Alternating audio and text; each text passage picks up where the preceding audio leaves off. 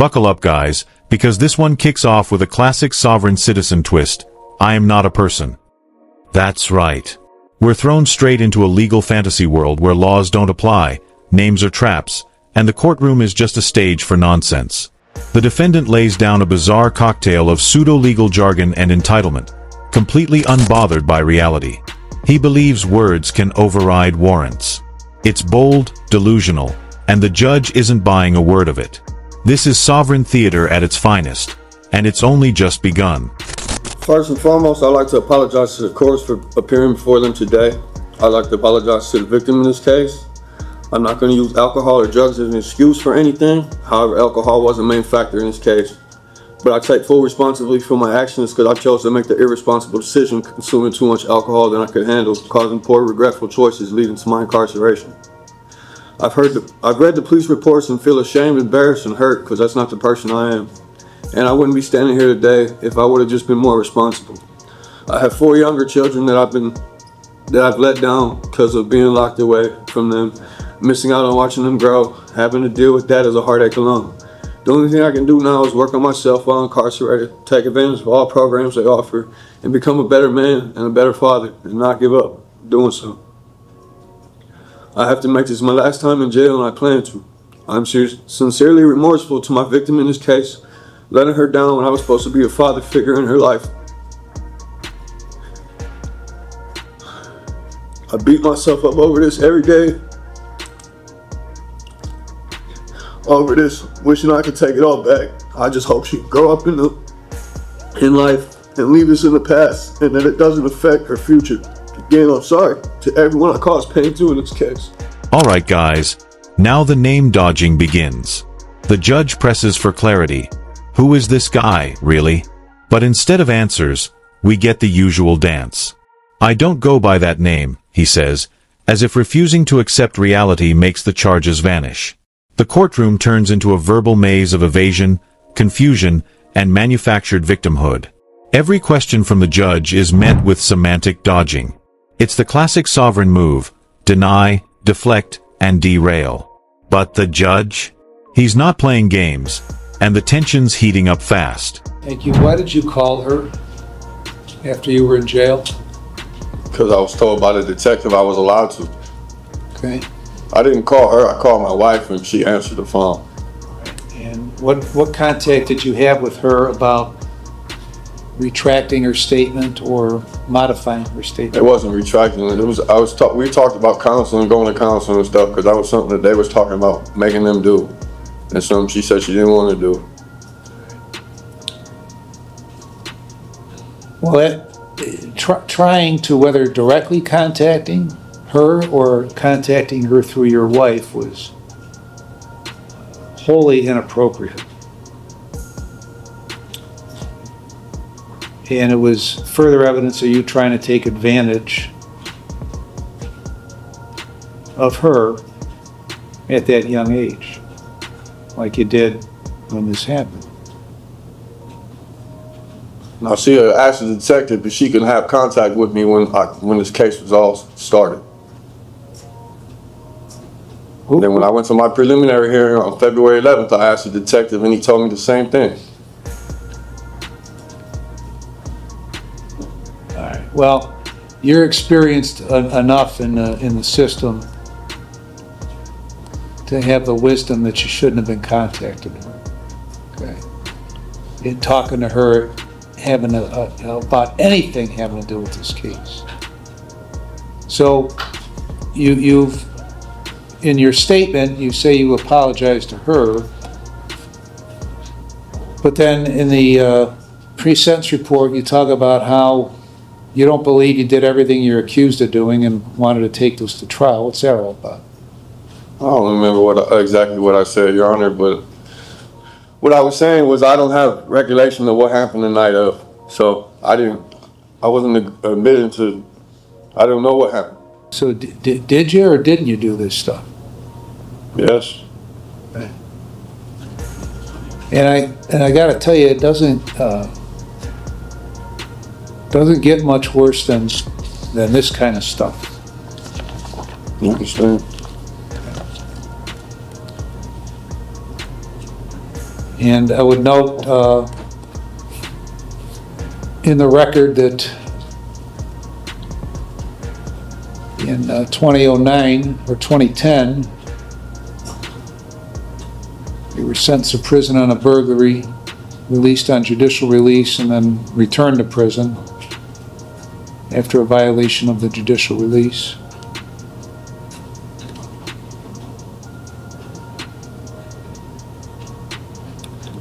And you were released January 7th of 13. You went back to prison on another case on May 1st of 13 and got out in August.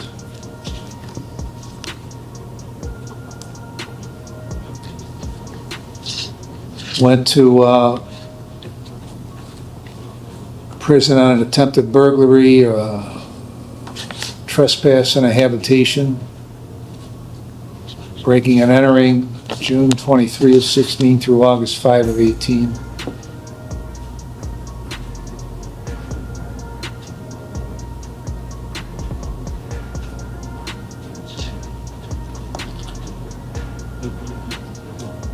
A whole bunch of theft offenses between that last prison sentence and where you are today. So you've had a lifetime of criminal activity, but none worse than what has occurred here. So I've reviewed the pre-sentence report and a victim impact statement. I've considered what you have said, what counsel has said, and I've also considered that they've made a joint recommendation of 96 months in prison.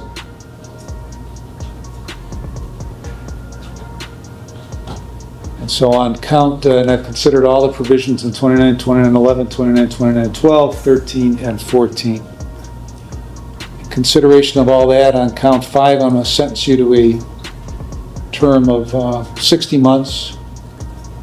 On count 6, I'm going to sentence you to a term of 60 months. They will be consecutive to one another with credit for 143 days. And consecutive sentences are necessary to protect the public from future crime by you and for appropriate punishment. All right, get out, man. Come on, man. Sit What down. you mean, man? Stay down. No, man. Get me the fuck out of here, man. Judge. Come on. And- Fuck, took my plea back, man. Get me the fuck out of here, man.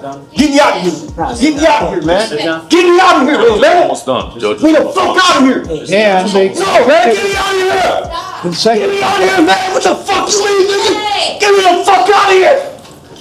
Man, get me the fuck out of here, man. Let me get my leg. Get me out of here, man. Just take him into the chair. Okay, we're in the chair. All right. We're kissing tomorrow. Put me on your visiting list Alright. for jail and prison. All right, man. Stop touching me, man. Well, I'm not doing this, man. I'm not doing Go. I'm not doing shit. Things escalate quickly here. The judge, after showing incredible patience, finally drops the courtroom tone and gets blunt. He lays down the law, firm, clear, and non-negotiable. The sovereign babble gets shut down with precision, and it's glorious. You can see the shift in power. No more tiptoeing. The defendant's fantasy is crumbling under real authority. And that warning? Crystal clear. The courtroom is not a playground. And this judge? He's done listening to nonsense. The defendant's time is running out. Fast. Back there. Actually, I've got maybe another file. Pamela Ronaldo Dicus versus Kirk Gold. That's correct, Judge. Do I have Kirk Gold? Yes, Your Honor. Kirk Gold is here. Okay, on that phone it looks like. Mr. Hetherington, looks like I scheduled this for evidentiary hearing for, I guess, the amounts it looks like. Correct, Judge. Mr. Hetherington, I guess have the parties talked at all before we proceed? Yes, for about 2 years, Judge. Oh, okay. We're so kind of at the end of that. Okay. Mr. Gold, are you ready to proceed? I'm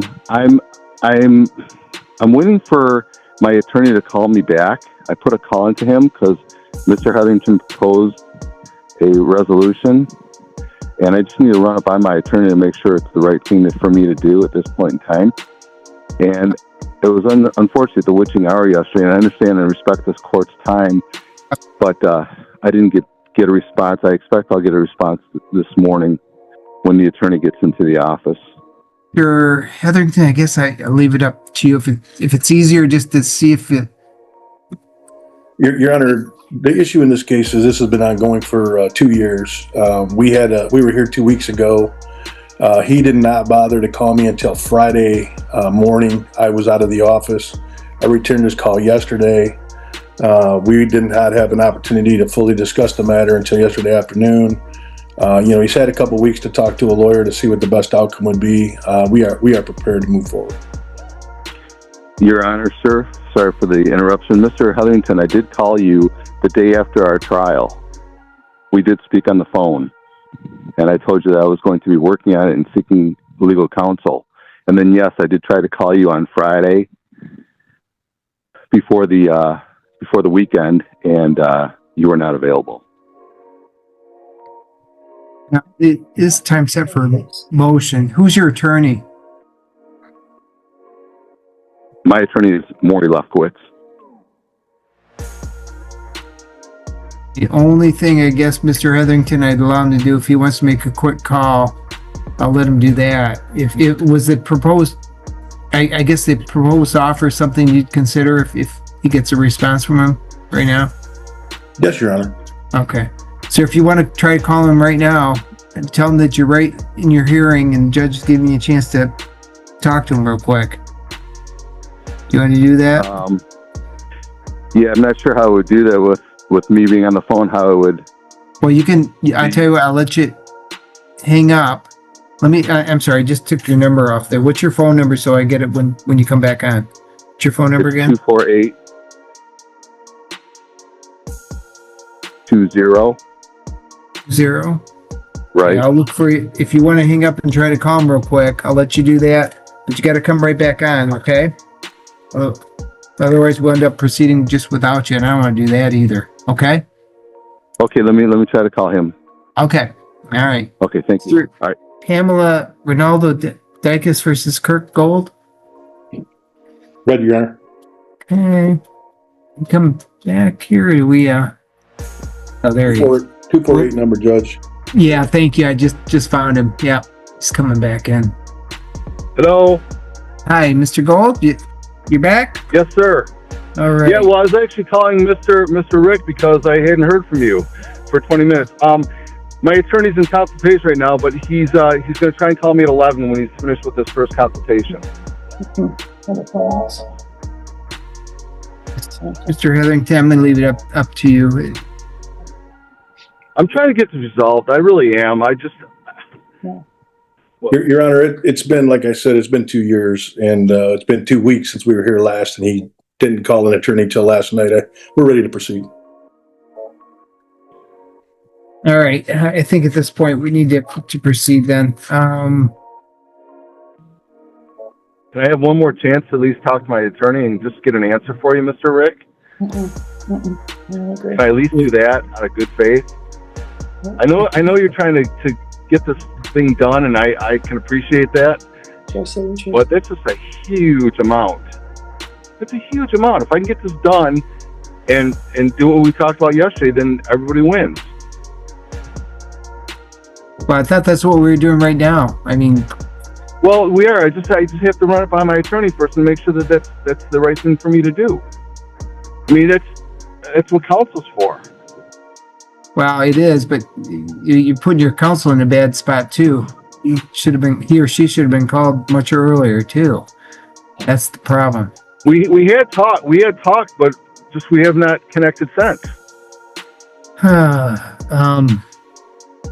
Mr. Hetherington, I guess if you want to just proceed, we can do it. Or the practical side, if it's a reasonable offer and it looks like it's going to be done. Your Honor, again, we're ready to proceed. There's been too much delay in this case as it is. Okay. All right. Let's just proceed with this time then. It is Please. just set for evidentiary hearing with regard to the conversions fraud. Do you have a witness, Mr. Hetherington? Your Honor, I'll just call Mr. Gold. Oh, okay. Mr. Gold, can you get on video for me? I'm in the car driving right now, sir. Well, you can't be driving anyways. You gotta pull over for me. Are you pulled over? I'm pulling over as we speak. Okay.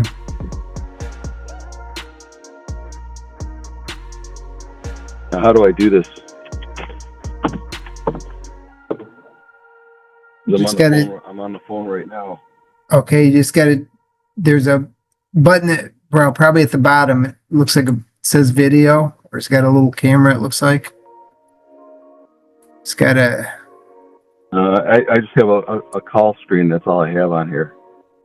Your Honor, I think he's actually on the telephone, not on the Zoom. oh, you know what, we can Call proceed. Mr. Gold, why don't you raise your right hand for me? You're pulled over though, right? Yes, sir. Okay, why don't you raise your right hand for me? You got your hand? this is Hold on, you this got is a your hand done deal raised? then, right? Well, we're not, I haven't heard anything yet. Yes, sir. Okay, you got your hand raised? Yes, sir. Do you swear from the testimony you're about to give will be the truth? Yes. Okay. Mr. Hetherington? Thank you, Judge. Mr. Gold, where are you employed? I'm in private practice. What kind of private practice? Podiatry practice. So your title is a doctor, is that correct? Yes, sir. And back in 2023, is it true that you entered into an agreement with the plaintiff in this case to borrow the sum of $12,000? Yes, it is. And did she in fact give you the $12,000? Yes, sir. She did. And was the agreement that you would repay that amount within 6 months?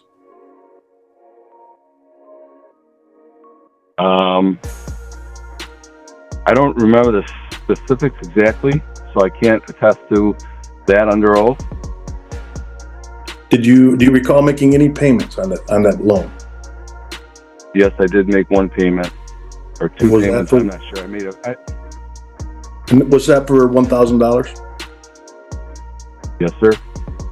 And so you would agree that you still owe $11,000 on that loan, correct? Yes, sir. And that occurred. That loan actually occurred back in May of 2023. Is that true? Yes. I think it was May. I'm not sure exactly what the date was. Okay. And then you used that money for some interest personal to yourself. Is that correct? Correct. And since that loan and since that initial payment, you've had discussions with the plaintiff in this case Yes. about repaying that loan? Yes. And you've not made any additional payments. Is that correct?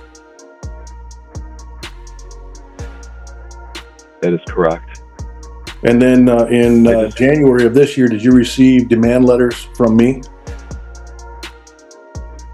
I received a letter, I believe it was in the early part of February. Okay. And then we had some discussions, correct? Yes. And I provided you with opportunities to try to solve this matter. Is that correct? Yes, you did.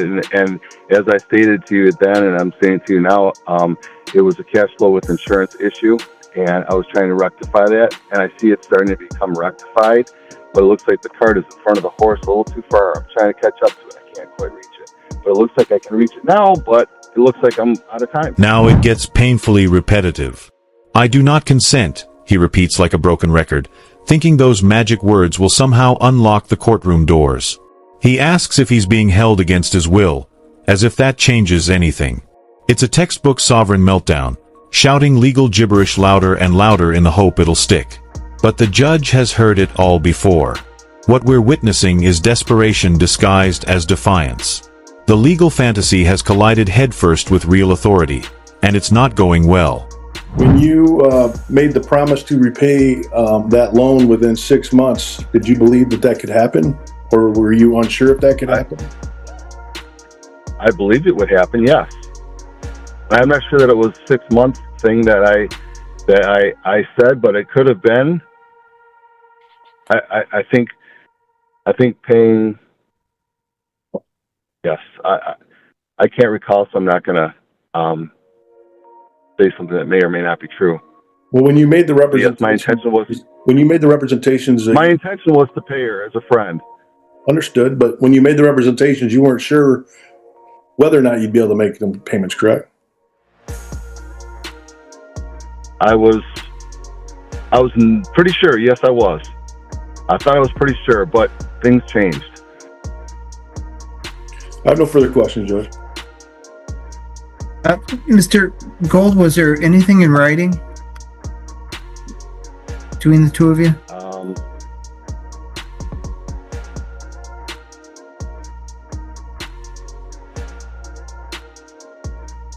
I just maybe her and I made like a 1-page document saying that I would borrow the money and I would pay her back in installments. Was it, and I don't, you to bear with me, I don't have anything in front of me. Was it a handwritten letter of some sort, or Yes. was It was handwritten between the two of us. She wrote it, I signed it. Okay. I'm not sure. I don't remember what the specifics were of the letter itself. I Verbatim. I don't want you to just guess either, but was there a payment structure that it would be paid in full by any particular time period then? No, nothing with an end date on it. I just said that I would pay her like $1,000 a month until it was repaid, and then I got hit with some bad things. But that's not the court's problem. That's my problem. So that's why I was unable to pay. But my intention still is to pay my friend back. That's still my intention. I just haven't done it. What was the loan for originally? I was having monetary issues with deductible season. I'm sorry. What does The that mean? insurance companies. I mean, Okay. the insurance companies that when you see patients, the insurance companies hold on to deductibles and charge the patient. So I have to hold my claims before I submit them. So I did not have any cash flow coming in at the time, and that's what I was needing the money for to survive. Okay. Was that part of the understanding with the loan that this was strictly for your business, or was it just a loan? I'm sorry. Yes, it was for the business. I'm not sure exactly what your question is. Could you maybe say that one more time? Yeah. Was the loan for? Was it just an outright loan? Here, I'm going to give you this money. You use it for whatever you're going to use it for, or was it more specific that, listen, this is a loan for your business? No, it was the first example that you used. Just a general loan of some sort? Yes. Mm-hmm. Yes, sir. This is the breaking point. The judge gives a final warning. Either participate or get removed. Suddenly, all the bravado in the room starts to fade. The defendant hesitates. He knows this is serious. That sovereign shield is cracking under the weight of actual consequences. But instead of cooperating, he doubles down with the same tired lines. The judge, calm but firm, signals he's ready to take action. The courtroom's patience is gone. All that's left now is enforcement. And it's coming fast. But you were going to be paying, though, $1,000 per month starting, I guess, when was that supposed to start? I believe the month after the loan was initiated to me. You did make, it sounds like one payment of, was it a total, one lump sum payment of $1,000 at some point? I do not recall if it was one of 1,000 or two of 500. I don't remember exactly. how did you make that payment? By check. A check, some sort? Yes. Was there a discussion as far as being late on that payment with the two of you? On that payment, no, that was on time. That wasn't late. Okay. And then we had discussion as time went on. And I said to her that my intentions were I still wanted to pay her, but I just was having cash flow issues and cash crunch issues, etc. Okay. And what did she say when you asked her about that? Saying that you had She cash. seemed to be okay with that. She seemed to be okay with that as long as I was going to continue to pay her. And unfortunately, I didn't make the effort. I didn't show the effort that I wanted to, that I should have. Okay. I'm looking back, it was the wrong thing to do. But as I told Mr. Hetherington yesterday, I want to rectify it, even if I got to start with this and do this, and this. Okay. And he brought it to his plaintiff. The money that the $12,000 that the loan was given for, part of the allegation is that it was disposed of without her consent.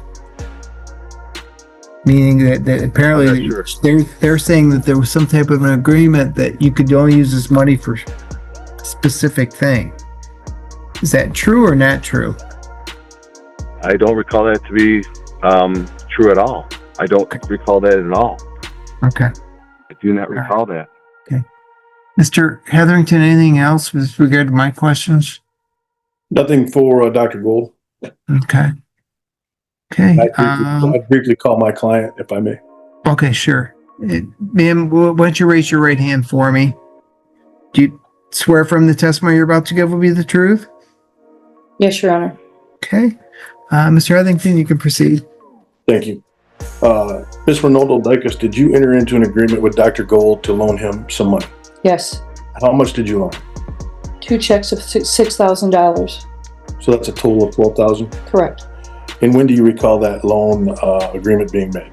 On the date that you gave a short time ago. So that would have been May of 2023? That's correct. And what were the terms of that agreement, if you recall? Dr. Gould and I were in clinic seeing patients. He said he needed to borrow the $12,000 because he could not meet his payroll obligation that week. He gave him 2 checks of $6,000, each indicating they were to be paid in sums of $2,000 in 3 sums of $2,000, each check representing 3 months for a total of 6 months. He paid 1 payment of $1,000 upon my demand of legal action against him. No further payments have been received. And you have had conversations with Dr. Gould since that time, correct? Numerous conversations, verbally and by text. And he has not made any additional payments whatsoever? That's correct. And at some point, prior to engaging my firm, you had another lawyer send him a demand letter, is that correct? Yes, attorney Tony Mainprice, prior to him moving to California, I'm sorry. And was there any response to that demand? There was no response. And then you employed our firm and we sent a letter, correct? Correct. And you and I had discussions about the fact that Dr. Gould had contacted me after my letter, is that correct? That's correct. And at some point we were at least hopeful or quasi-hopeful that there could be a resolution. That's correct. And to date, we have not reached a resolution, is that correct? That's correct. And to your knowledge, Dr. Gould has used that money for some personal interest, is that true? I was told it was used to pay payroll, that upcoming payroll. No further questions, Your Honor. Okay. Mr. Gould, you get a chance to ask her questions as well for me. Do you have any questions? One more time, You get to ask questions of Ms. Dicus, Ronaldo Dicus. Do you have any questions for her? Hi, Pam. I don't have any questions. Hi, Pam. How are you? I'm sorry that all this had to happen. I really, truly plan on resolving this. I know you've heard that before, but from my heart, you know me as a person. I really want to resolve this. I didn't want it to get this far, but as we talked about in the past, I've had cash flow issues, and starting to get resolved a little bit by little bit. But you have to do what you have to do. But I never received that letter from the first attorney. I swear I never received anything. I don't recall any letter from the first attorney. That Second letter was attorney, sent, Mr. Hetherington, I did get that letter. What's that? that letter was sent certified by Attorney Tony Mainprice. Your Honor, he bills thousands of dollars every month as a practicing doctor of podiatry medicine. I am unwilling to accept any further excuses as it has irreparably broken our personal and our professional relationship. And there it is, order given, deputies move in.